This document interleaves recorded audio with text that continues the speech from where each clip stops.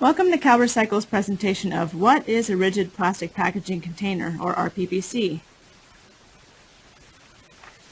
Please note that the packaging examples shown do not constitute endorsement by CalRecycle and are provided for informational purposes only. CalRecycle is providing this information in an effort to increase public awareness. Any resemblance of a container to the container shown cannot be construed as achieving compliance. So, what is an RPPC?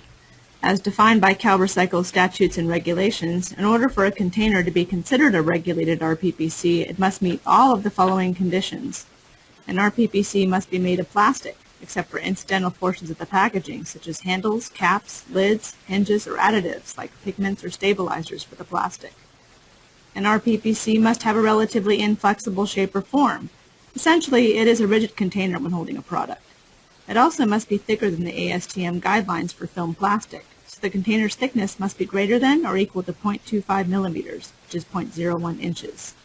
An RPPC must have a minimum capacity or volume of 8 fluid ounces up to a maximum capacity or volume of 5 gallons. Containers for products which are labeled and sold by weight or item count must be measured for the equivalent volumetric capacity. An RPPC must be capable of at least one closure. This includes closure during the manufacturing process, such as containers that are heat or sonic sealed, and still includes RPPCs capable of multiple closures. And finally, an RPPC must hold a product that is sold or offered for sale in California. Again, sold or offered for sale in California includes direct sales, retail sales, and remote sales through distributors, wholesalers, and the Internet. An RPPC takes on many shapes, sizes, and characteristics. RPPCs can be made from acetate, polypropylene, polyvinyl chloride, PET, HDPE, corrugated plastic, polystyrene, and other types of plastics. In this presentation, we will show many different examples of RPPC containers and the factors that determine whether a container meets the definition of a rigid plastic packaging container. Let's start with thermoform trays. Thermoform trays are used because they can be made to exact specifications to package irregularly shaped items, and the packaging design helps to deter theft. Many thermoform trays are sealed during the manufacturing process, which is considered a closure under the RPPC regulations. Products found in thermoform trays include electronics, auto parts, tools, home improvement items, office supplies, art supplies, and others. Here is one example of a clamshell. Clamshells are used to give products visibility while also protecting them from tampering. They can be heat sealed or be closable and can stand on a shelf, sit on a display, or hang on a wall. Products found in clamshells include cell phone accessories, sports equipment, tools, hardware items, office supplies, pet products, automotive products, and others. Bottles come in a wide array of shapes and sizes and may or may not have handles, such as the yellow 1-gallon jug pictured at the top right. There are many styles of closures available for bottles, such as flip tops, threaded caps, pour spouts, pumps, and spray tops, such as the one pictured at the bottom right. The tops may include overcaps as well, as seen on this spray bottle. Products include cleaning supplies, household products, home improvement supplies, automotive care products, and others. Tubes, such as these two here, are used to combine good visibility with optimal storage capacity and utilization of shelf space. Tube closures come in many types, such as hanger caps, plugs, flip tops, and dispenser tops. Tubes that are sealed during the manufacturing process are also included in the RPPC program. Products found in tubes include toys, office supplies, sports equipment, home improvement products, construction materials, automotive supplies, household products, cleaning wipes, and others. More examples of regulated RPPCs include buckets, tubs, and pails.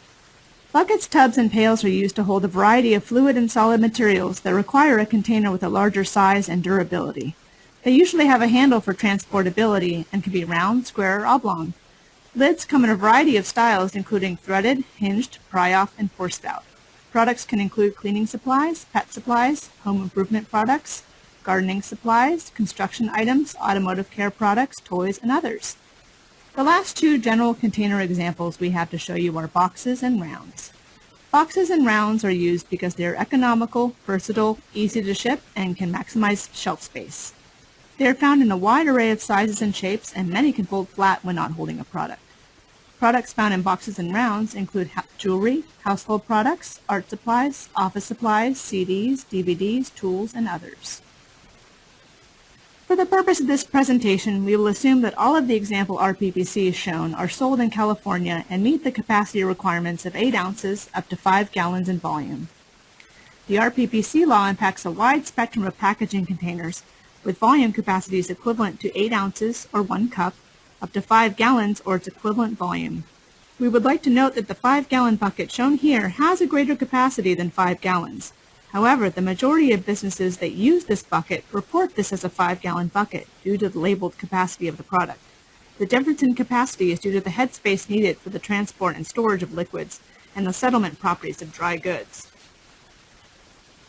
These are some examples of regulated containers that may need further clarification due to changes from previous RPPC regulations. Here you see a 5-gallon bucket with a lid and metal handle, a gray plastic box with metal hinges, a rectangular collapsible box, one tube that opens and closes, and one tube that is sealed during the manufacturing process. These containers do meet the criteria of being regulated by the RPPC program because they all have a minimum capacity or volume of 8 ounces up to a maximum capacity or volume of 5 gallons, are relatively inflexible, are made entirely of plastic except for incidental portions of the packaging, such as metal handles, and are capable of at least one closure, which includes closure during the manufacturing process. This bucket and this gray plastic box have incidental metal portions. Under previous RPPC definitions, incidental non-plastic parts were not subject to the law. Under the new definitions, these containers are regulated. Additionally, containers that were sealed during the manufacturing process and not capable of multiple closures were previously not regulated. Under the new definitions, these containers are subject to the law. Tubes are just one example of containers that are sealed, such as by heat or sonic sealing during the manufacturing process. Thermoform trays and clamshells are also commonly sealed in this way. Here we see a container that can change volume depending on its use. Although this plastic carton can be unfolded and lay flat for transportation, once a non-exempt product is placed inside, it is considered an RPPC. Boxes are just one type of packaging that is capable of collapsing in this way. The next slide shows 2 examples of containers not regulated by the RPPC program. These fiberboard-backed containers are not RPPCs because they are not made entirely of plastic, nor would the product be entirely enclosed in plastic. This bucket, though made entirely of plastic, is not regulated by the RPPC program. In this case, the container does not have a lid, so is not capable of at least one closure. It is important to note that even if this bucket had a lid, without a product inside, the container is not a regulated RPPC. Several types of containers were represented in this presentation today, but these examples are by no means all-encompassing. For further information on the RPPC program's definitions of a regulated container, please visit our website at calrecycle.ca.gov/plastics/RPPC.